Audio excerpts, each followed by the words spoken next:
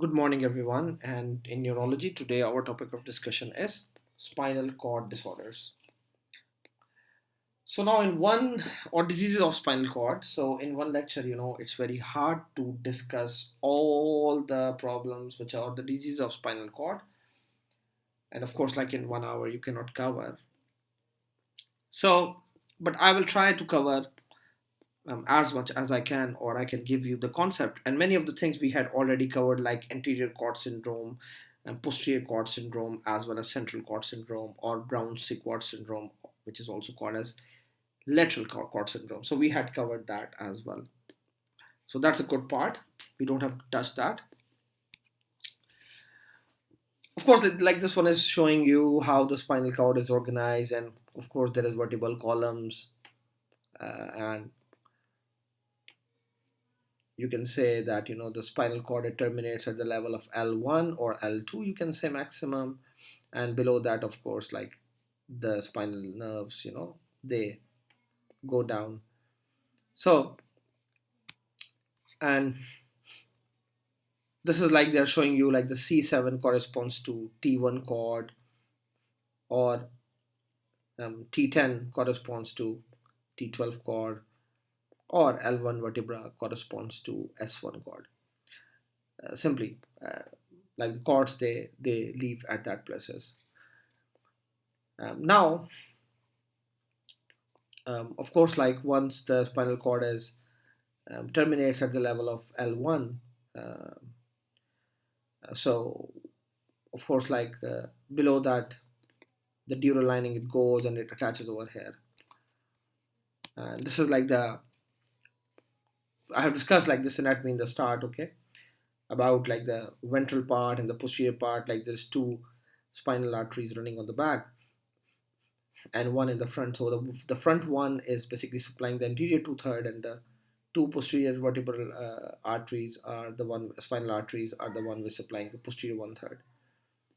And all the concepts of upper motor neuron as well as lower motor neuron, I have already discussed. Uh, this one is like, of course, showing you the ascending pathway, lateral spinothalamic tract. So like that's good. Like we had done this anatomy thing in the start. Okay.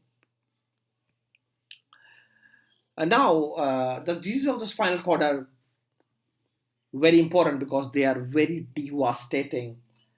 They can produce quadriplegia, they can produce paraplegia, they can produce sensory deficit, uh, or sensory problems. And of course, because the nervous tissue, which is spinal cord, is contains a small part, so you can say like if the pathology or the disease is in a very small part of the spinal cord or in a very small cross sectional area, the entire output of the motor or input for the which sensory input can be affected. So that's why the result of a small type of injury can be very, very, very devastating. So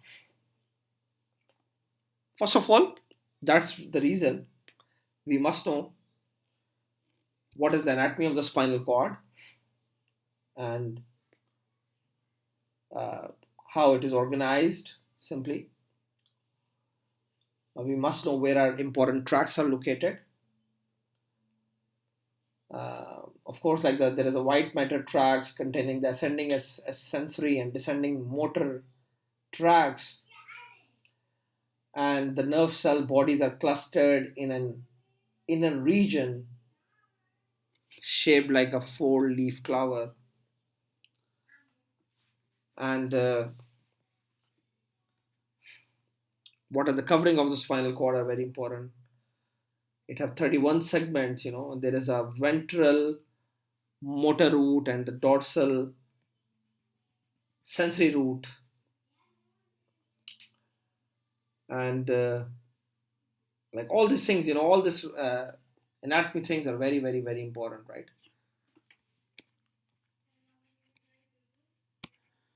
So now see what's written over here. Like the clinical picture of the patient presenting with a lesion in the spinal cord is a composite of tract signs and segmental signs, right? So what they mean to say, like if the lesion is over here, so there will be tract symptoms and signs, and there will be tract symptoms and signs below and above, whereas like at this level there will be lesion signs. For example, someone who have a complete lesion of the spinal cord, like it affecting all the parts of the cord at one level, will give rise to bilateral upper motor neuron paralysis of the part of the body below this level of the lesion, and bilateral loss of all modalities of sensation below this level, and complete loss of all bladder, bowel, and sexual functions. Complete transaction of the spinal cord. Now, of course, like if you know this concept, then like quick, simply I can tell you what are the things which can cause complete transaction or the pathologies.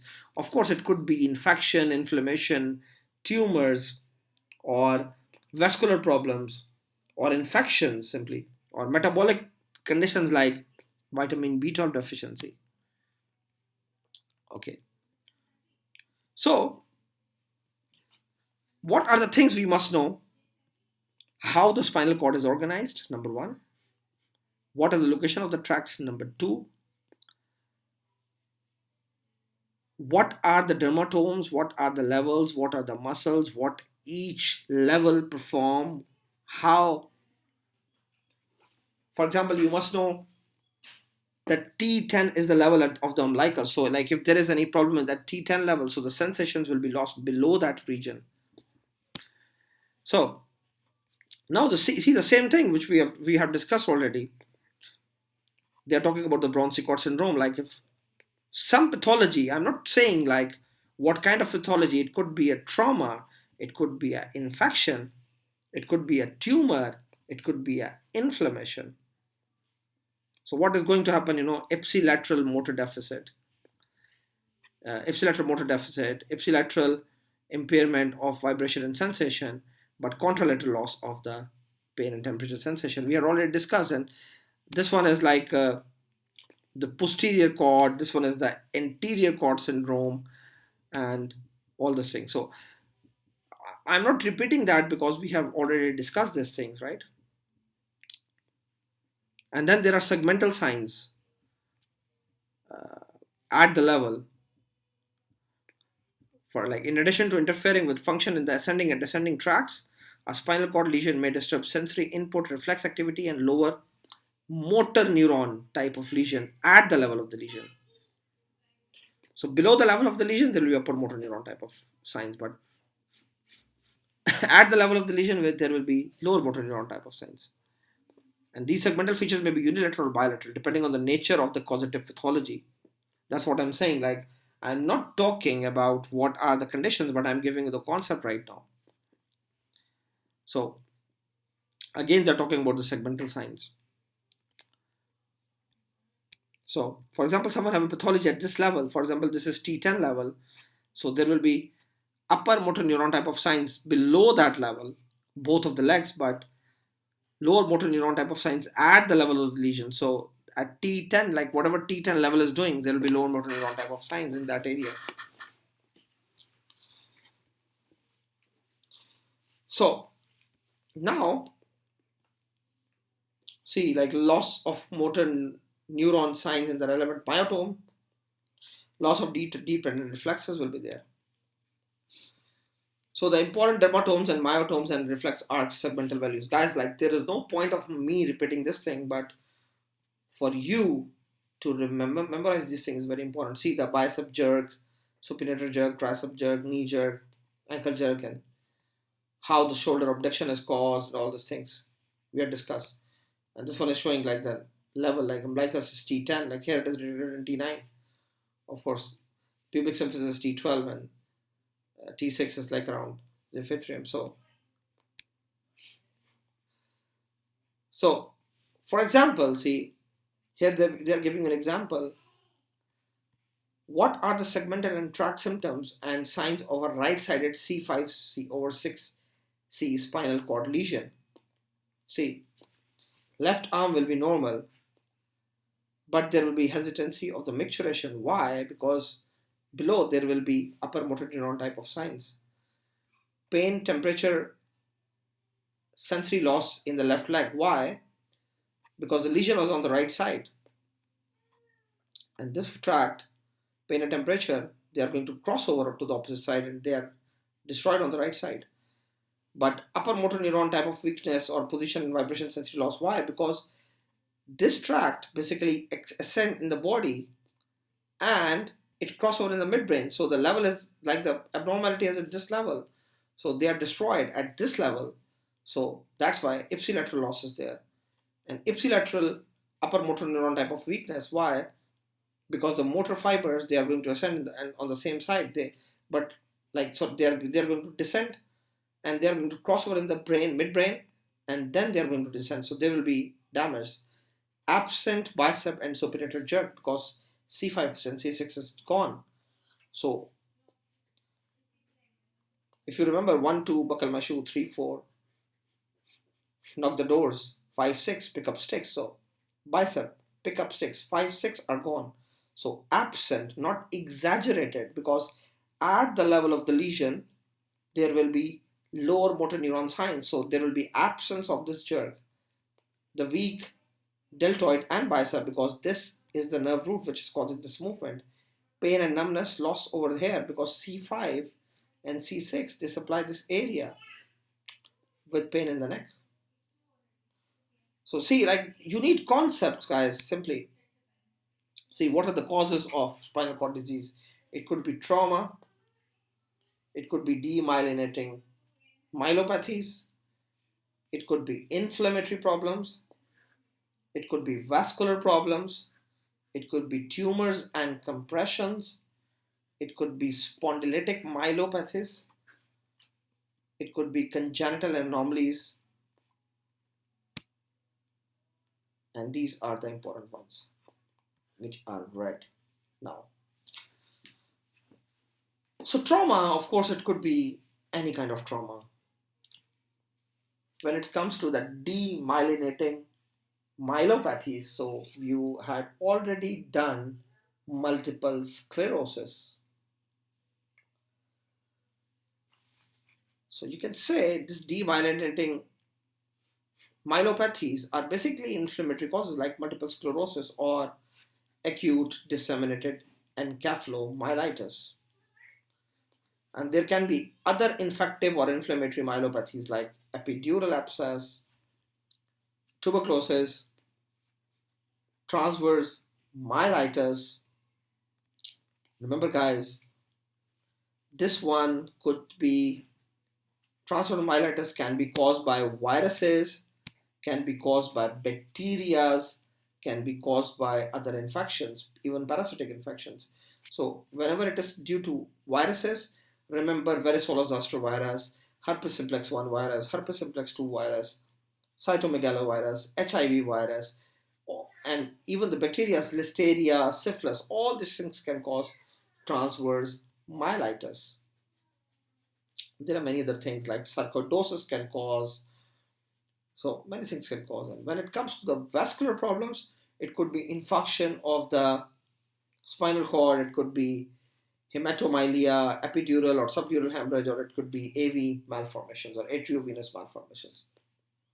It could be tumors or cord compressions. So now see, a subdural hemorrhage or an epidural hemorrhage or an intradural hemorrhage can cause cord compression. An epidural abscess can cause cord compression. A herniated disc can cause cord compression. So there are many reasons of, and tumors, as you know, tumors can cause cord compression as well. So of course, like there are many types of tumors. And spondylitic myelopathies, of course, like these are the problem with the vertebral column, which are compressing the spinal cord.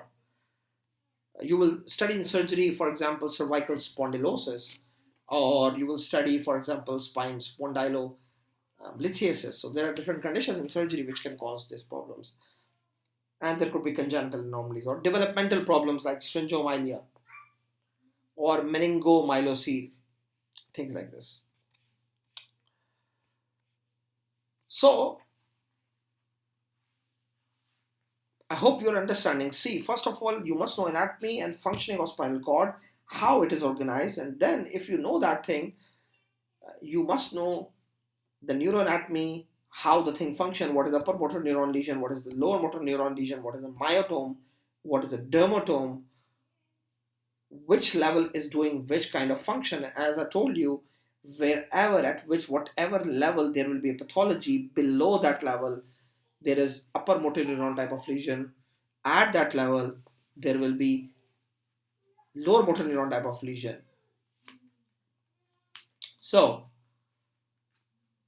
uh, for example, um, one of the thing by which we can, in case of trauma, okay, let's talk about trauma. Now, when it is the thing which is caused by trauma, for example, if the trauma is at for example, if someone have lower thoracic nerves are involved, so remember, like the corresponding vertebral body is like 2 to 3 level higher to that. So think about that. For example, someone in which the lumbar nerves are involved, so it is T10 or T12 vertebrae which are the one which are affected. Or someone who have sacral nerves are involved, it could be T12 or L1 vertebrae which are going to be which will be the suspected one. So what I'm saying, determining the level of the lesion is very very important. And what we found is a presence of a horizontal level of sensory, motor, or autonomic dysfunction, which is basically a hallmark of a spinal cord disease. So, how we check the sensory level? If I when I show you, or you can see like the neurological examination. If you will go into the diagnostics playlist, you will find like the neurological examination. In that one, where I'm talking about how to do sensory examination, when we check the sensory level in the patient by doing a pinprick or by doing anything coming from down to up, and we found that someone cannot feel above the level of umbilicus, so we will know that it is T10. So the sensory level indicates the damage of the spinothalamic tract 1 to 2 segments above the level, okay, in unilateral or bilateral lesion. So that's very important. So it is very important to determine the level of the lesion in the spinal cord. No matter it is full transection or it is lateral syndrome, it is anterior one, it is posterior one, whatever it is there. So, of course, like whenever there is lesion, it is going to depend on the type of the lesion, where is the trauma, where is the compression, or where is the tumor, for example. Either it is compressing the ascending tract or a descending tract or a descending corticospinal tract or whatever tracts are involved.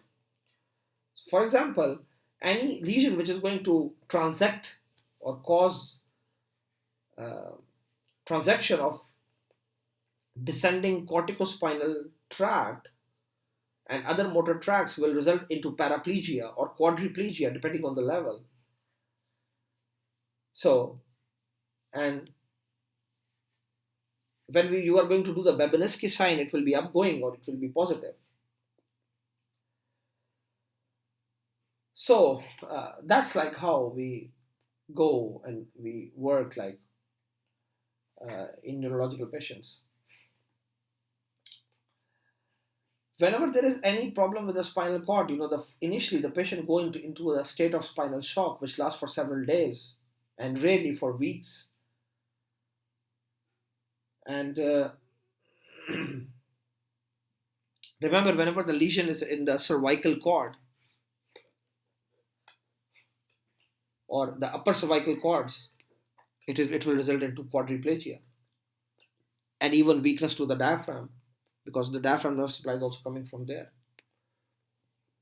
So lesions at C4, C5 level causes quadriplegia because remember it is below C5 which innervate the hands.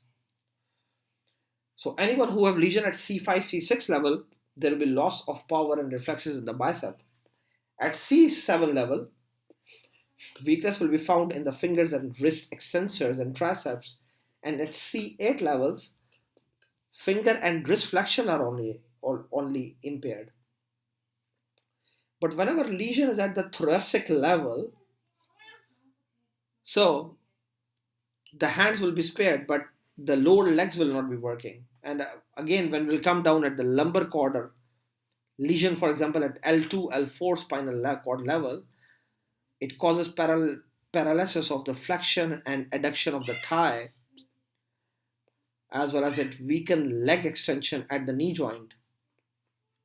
Whenever the lesion is at L5S1 level, the paralysis is only the movements of the foot and the ankle.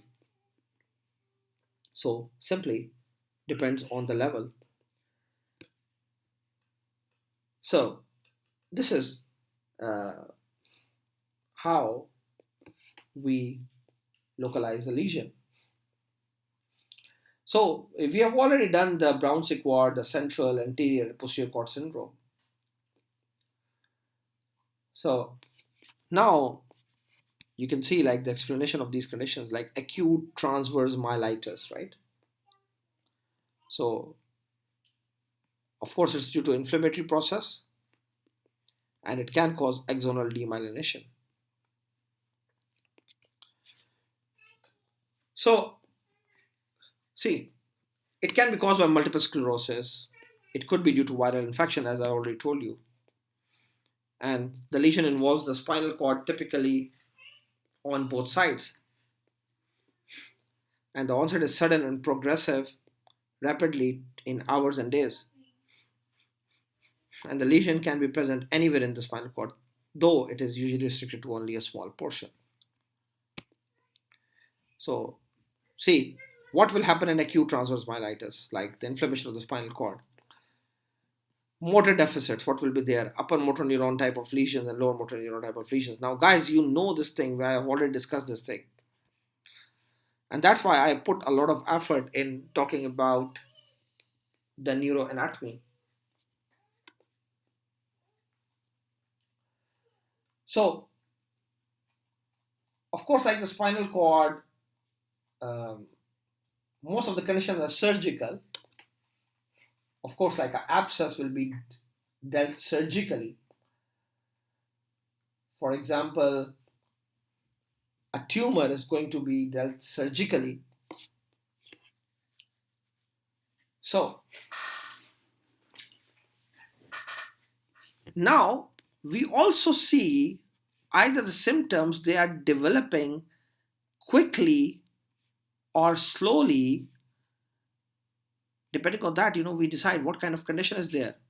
Either it's acute condition, it's a chronic condition. So the initial symptoms of the disease, which are evolving over days or weeks, will point towards a different thing, but a condition which is evolving within minutes to hours will be a different type of condition. Okay. So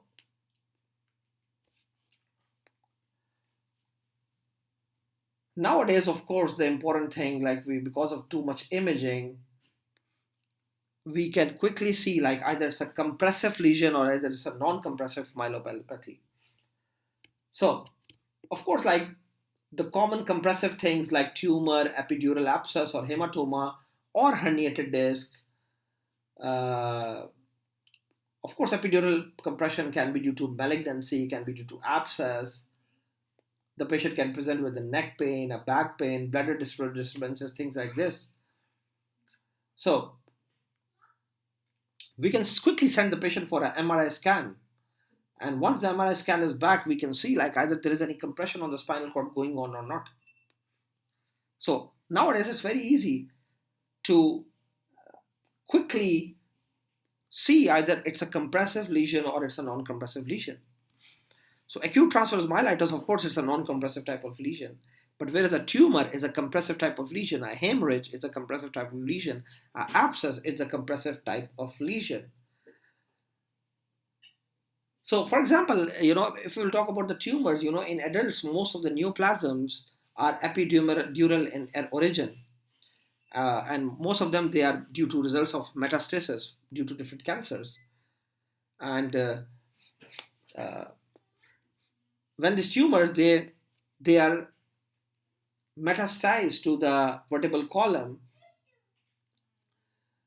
sometimes the vertebral column can collapse and can compress the spinal cord. And how the patient will present? The patient will present with pain, which like as an initial symptom, sharp pain radiating towards the legs, or uh, that will point towards that thing. Spinal pain, basically, when we ask the patient to move or to cough or to sneeze, it is exaggerated. So that's a very good pointer towards the spinal region of pain.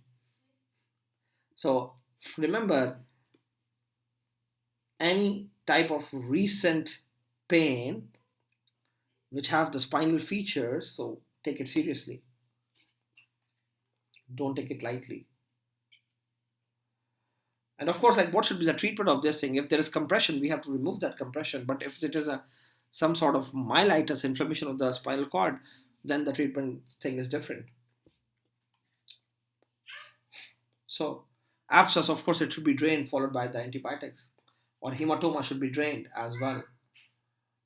But of course, like, whenever it is non-compressive type of myelopathies, then the condition is different. This is the same thing, the upper cervical cord, when it is involved, like, all four limbs will be paralyzed, as well as respiratory paralysis can occur. Like, what will happen at C5 to T1 level? Like, I already discussed about these things. Like, these are the motor deficits they are talking about. And then I told you, like, in the initial days, the patient goes into spinal shock. There is, like, basically a flaccid paralysis with loss of tendon and other reflexes, with urinary and fecal retention. But after several days or weeks, the spinal shock disappear, and there is signs of spasticity will become evident in these patients. And sensory deficit, of course, like, depending on the level, you can realize. And radicular pain, considerable pain often occurs in the back, extending laterally to involve the sensory distribution of the DD spinal segments. Sphincter deficits will be there. So now, as we are discussing, for example, this non-compressive type of lesion, so this acute transverse myelitis, or it is also called as ATM, or acute transverse myelopathy. Now, acute transverse myelopathy can be caused by infarction, can be caused by inflammations, like this one is inflammation, of course. Can be caused by multiple sclerosis, can be caused by infections, can be caused by immune problems, and all these things, right? And as I told you, the cord is supplied by three arteries, the anterior one and the posterior two, anterior one and posterior two spinal arteries. So we see the pattern, either it's posterior column loss, either it's anterior column loss. Like, based on that, we can decide it is what kind of lesion. So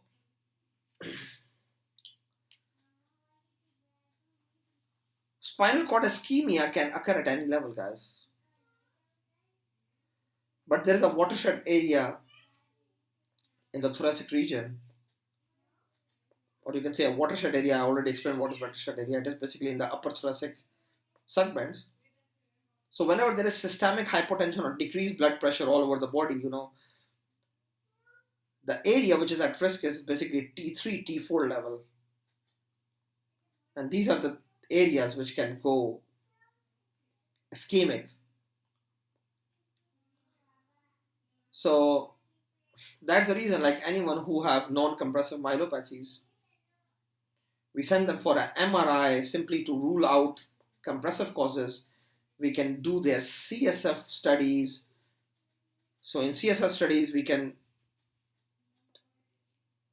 see the cell count, we can see the proteins, we can see the glucose and all these things.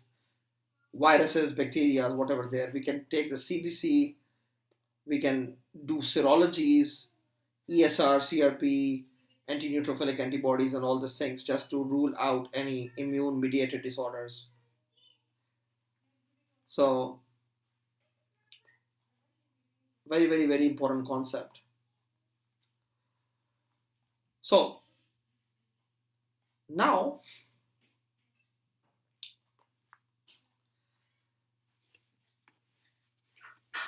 see, lumbar puncture, I already talked about this thing. MRI to rule out if there is any compression or not. And of course, like, whenever it is, now here the treatment is given for myelitis, okay, which is inflammation. So, of course, like, in most of the myelitis, we cannot do anything, but we have to decrease the inflammation, so we can put them on steroids or intravenous immunoglobulins, vitamin B1 or B12 in case of that deficiency. And rehabilitation is the only thing you can do is like physical training, physiotherapy, bowel and bladder management, maintenance of skin integrity, deal spasticity, and like all the stroke management which we have discussed before. The prognosis of transverse myelitis is poor in approximately 80% of the cases. Approximately 5% of these patients will go on to develop multiple sclerosis. Infarction of the spinal cord, I already talked about this one. Anterior spinal artery syndrome. Anterior two-thirds of the artery, like the spinal cord will be gone. Cord compression could be due to disc protrusion, trauma, tumors, tuberculosis, disease of the spine. Tuberculosis.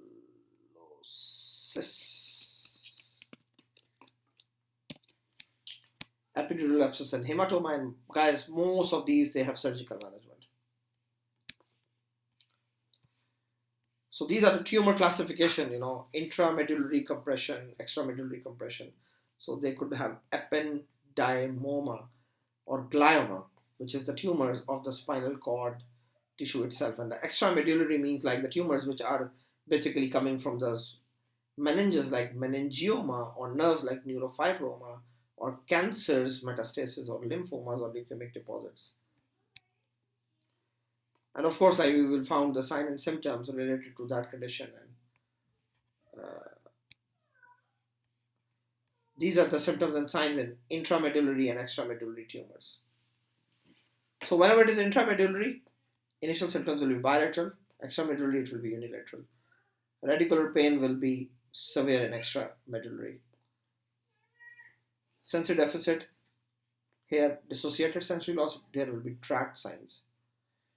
Loss of temperature and pain and temperature appreciation. Start from arms to legs, here start from legs to arms. Sphincter disturbances, in this one occurs early, in this one occurs late. Canal obstruction or the central canal obstruction, late finding, early finding. Increase CSF protein slightly, here greatly. And the treatment of cord compression is simply painkillers, corticosteroids, radiotherapy, as well as surgical excision when feasible. You can see over here a 63-year-old farmer is admitted in the night with a 3-day history of back pain and weakness in both legs. The admitting doctor notes that the lower limb reflexes are normal and the plantar responses are extensor. Your colleague arranges for the patient to have an MR scan of the lumbosacral spine early the next morning and goes off duty. You are telephoned by the radiologist who informs you that the scan is normal. What should you do now? So I will leave the question to you guys. Very, very, very interesting type of question. If you won't understand, just try to read back. But try to read back in this way, that try to learn the anatomy and how the neurology works, and then you would answer this question very easily. So that's all for the spinal cord disorders, guys. Thank you so much for listening.